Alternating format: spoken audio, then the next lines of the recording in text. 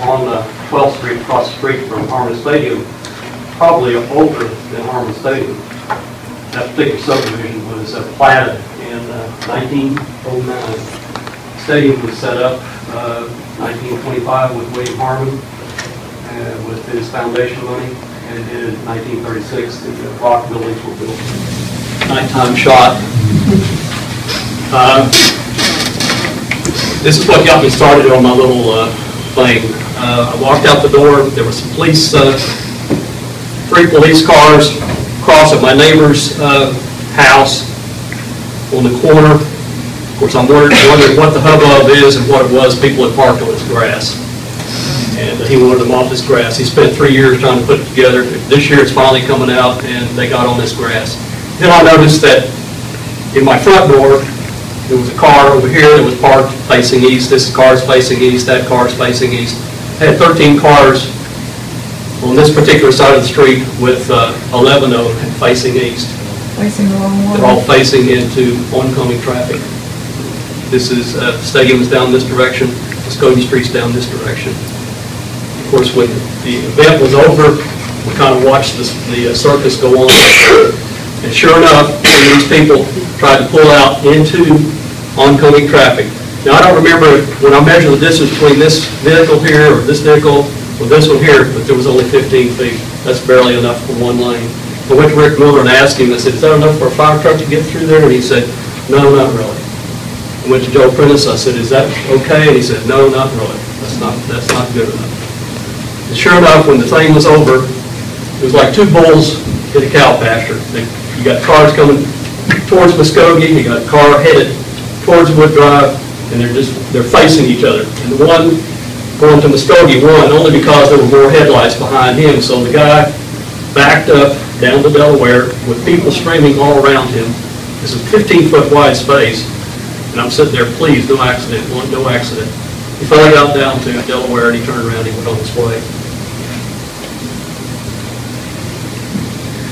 This is the house directly across the street from Harmon Stadium. I counted 5, but only in this picture, only 3 cars showed up. They're renovating this house. Somebody took advantage of parking all over this person's front yard. This is down further down the way. Notice the alignment here. This is the new sign. All this space, all down and through towards McDonald's, was empty. Basically, I talked to this gentleman here that lives across the street. He said this happens every time when you let people park themselves. If you don't have direction on how to get into this field and align themselves north-south instead of east-west, then they end up blocking themselves off and they end up choking up 12th Street. So I went up, so I calmed down, went out the very next day, and I thought, well, why did they park? Well, this is one reason they park. This is outside the fence. This is right in front of the stadium. This was it right here. There was another sign down here at this particular point here. This is what it looked like. I took that to Rick Miller. I showed him a picture and I said, can you make that out? And he said, yeah, sure, it says no parking. Both laughed. And I said, yeah, if you hold it up right, it's get the glare just right, yeah, you can see it. So he comes out, he puts out new signs. This is a new sign here, and of course, you can see it didn't make any difference. This was an alley off of Severs. People just park where they want. This is one of the signs that he replaced. People park where they want. This is the one. If you have one image, remember this one. This is the sign at the east gate. This guy's got his tail end barely hanging over the asphalt. If a truck had to come through here that was large like a fire truck, they couldn't get through here because they got that iron rail there. And they would have to literally turn around, and then they could slide on in and go down the way. This probably was a tollable offense. When I took this picture, this was originally, I just wanted to show the ruts. But then it goes deeper. The way this subdivision was set up, if you look real carefully, you see the sidewalk here, which all need to be replaced. You see that corner of that chain link fence. There's probably a property corner right there. From there to there, that's city property.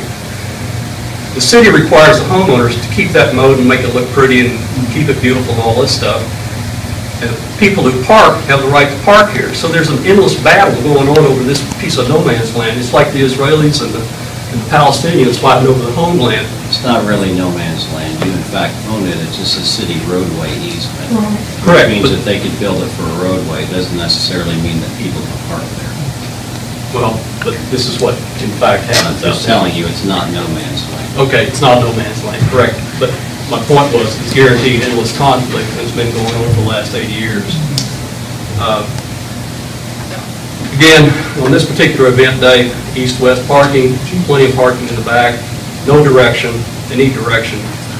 This particular shot, I just like it because when I went down there when I was a little boy, I wasn't allowed on the field. Because only football players could go. This particular day, you got kids, you got family. This is fantastic. This is what this stadium was originally intended for in 1945 when Harmon gave the money to the city of Okmulgee to build this place. To me, this is the culprit. I thought long and hard about it. This is just a Google map with the back of an envelope calculation, 4,000 seats. 4,000 seats in 1920 was one thing, 4,000 seats today. When you add in the number of cars that are going to show up, you might have as many as 2,000 cars show up on a particular day if that thing ever filled up. If you fill this thing up, I went through and did a quick calculation. If you only did one side, put no parking all on one side of each of the 12th Street, Delaware, Severs, Creek, and Rogers, you only got 100 spaces to park. So you got 2,000 cars, say on a maximum day, trying to put in 100 spaces. You got maybe 600 to 800 spaces in here. What happens is you got spillage and overflow that go into all the neighborhood down to the south. I and Joe Prentice could remember days when if there was a real hot football game, there would be cars parking all the way to 16th and beyond. That whole neighborhood gets saturated. Now, my point is this. You've got a new turf in here. You've committed this thing to commercial general, which means to me it could be wide open for anything as far as any kind of an event to go in there. You got more cars coming in. We live in a society where everybody has their own car. Everybody's going to look for a place to park. You're going to have traffic problems galore with waves and waves of traffic trying to come into this neighborhood. What we really need is somebody to control this traffic. Right now, on some events, we don't have any control at all. We don't have any, and we're trying to get some signage put up. We got some new signs, but it doesn't seem to work. We need direction out there. We really appreciate it if you could help us out. That's it. Well, very good. Thank you for that presentation. You put a lot into that.